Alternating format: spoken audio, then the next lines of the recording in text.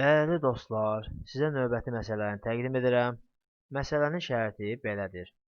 Bakıdan 270 dərəcəli azimutda yerləşən məntəqədə saat 17:20, Bakıda isə saat 24:00 olarsa, həmin məntəqənin neçənci saat qurşağında yerləşdiyini və Bakı ilə həmin məntəqə arasındakı məsafənin 1/10 milyon miqyaslı xəritədə neçə santimetr olduğunu tapın. Mötərizədə isə yazılıb ki, 40 dərəcəli enlikdə 1 dərəcə bərabərdir 85 kilometr olarsa. Əziz dostlar, biz bilirik ki, 270 dərəcəli azimut qərb istiqaməti göstərir.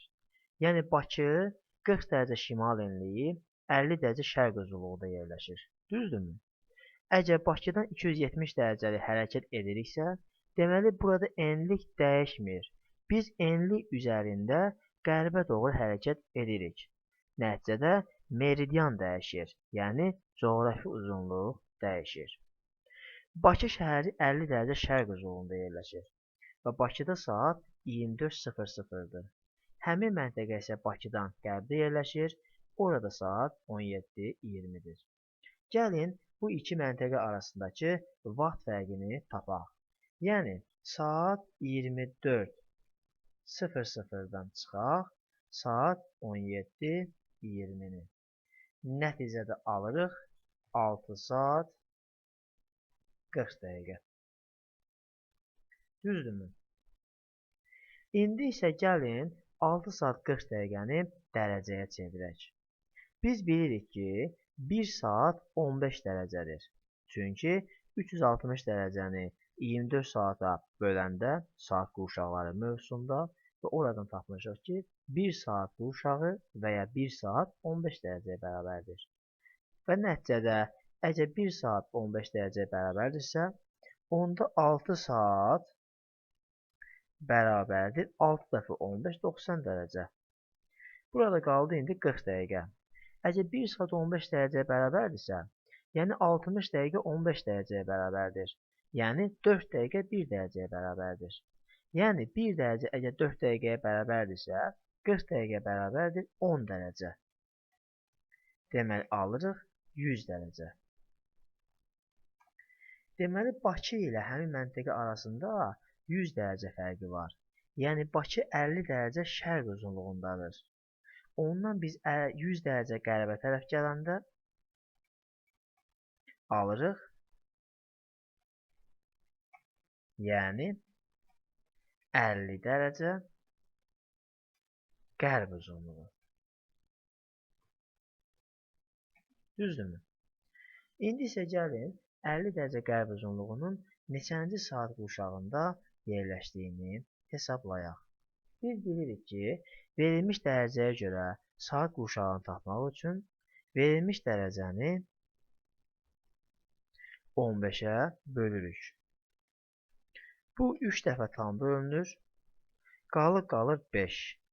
Əgər qalıb 7,5-dən kiçikdirsə, deməli, saat qurşağının tapdığımız rəqəmi həmin tam hissənin özünə bərabərdir. Yəni, 3-cü saat qurşağı. Lakin bu son deyil. Axı, məntəqə qərb uzunluğunda yerləşir. Əgər qərb uzunluğunda yerləşirsə, sonda 24-dən 3-ü çıxmalıyıq. Cavab qalır 21-ci saat qurşağı. Deməli, biz həmin məntəqənin yerləşdiyi saat qurşağını tapdıq. Bu 21-ci saat qurşağıdır. Yəni, cavablardan birini artıq tapmışıq. İndi gəlin, məsafəni hesablayaq və həmin məsafəni sonradan miqyasa tətbiq edək, xəritədəki məsafəni hesablayaq. Biz bayaq hesabladıq ki, Bakı ilə həmin məntəqə arasında 100 dərəcə fərqi var. Və Bakı da 40 dərəcə enlikdə yerləşir, həmin məntəqə də 40 dərəcəli enlikdə yerləşir.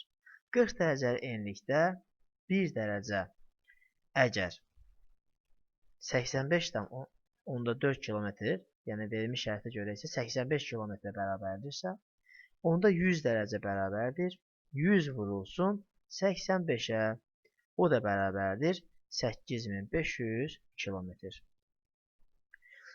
Əgər həqiqi məsafə 8500 kilometrdirsə, onda miqyası 1 bölünsün 1 milyon. Yəni 1 santimetr bərabərdir 100 kilometr olan miqyaslı xəritədə həmin məsafənin neçə santimetrə bərabər olduğunu tapaq.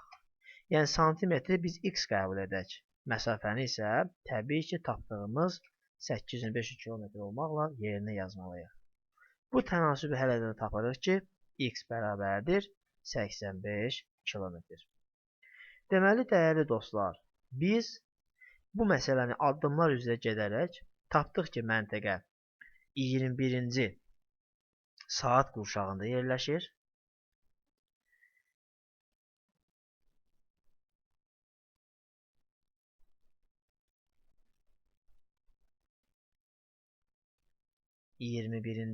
Saat qurşağında yerləşir və eyni zamanda da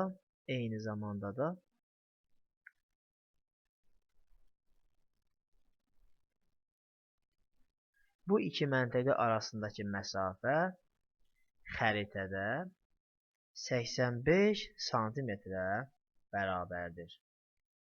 Demək, bizim axtardığımız cavab 21-ci saat qurşağı və 85 santimetrdir.